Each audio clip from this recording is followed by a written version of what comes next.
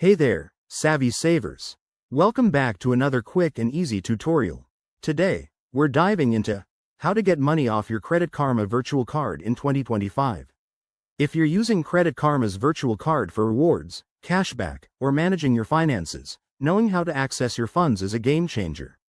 By the end of this video, you'll have the steps down pat to turn that virtual balance into real cash. Let's jump right in. First things first, make sure you have the Credit Karma app or website open and you're logged into your account. It's super straightforward. Head over to the dashboard and look for the Wallet or Virtual Card section. This is where all your digital money magic happens. Once you're there, check your balance to see how much you've got to work with. Remember, in 2025, Credit Karma has made this even easier with updated features for faster access. Next, select your virtual card from the options available. You'll see a button or link that says something like Transfer Funds or Withdraw to Bank. Click that, and it will prompt you to link your external bank account if you haven't already.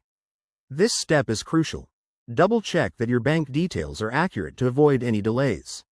Enter the amount you want to transfer and confirm the transaction. Credit Karma uses secure encryption, so your info is safe. After initiating the transfer, it might take 1 to 3 business days to hit your account, depending on your bank. Keep an eye on your email for confirmation notifications. Pro tip: always watch out for any transfer fees, which could be around 1 to 2% in 2025, so transfer larger amounts to minimize costs.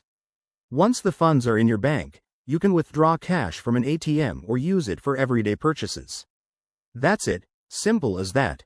If you follow these steps, you'll be enjoying your money in no time. If you run into any issues, Credit Karma's support team is just a chat away.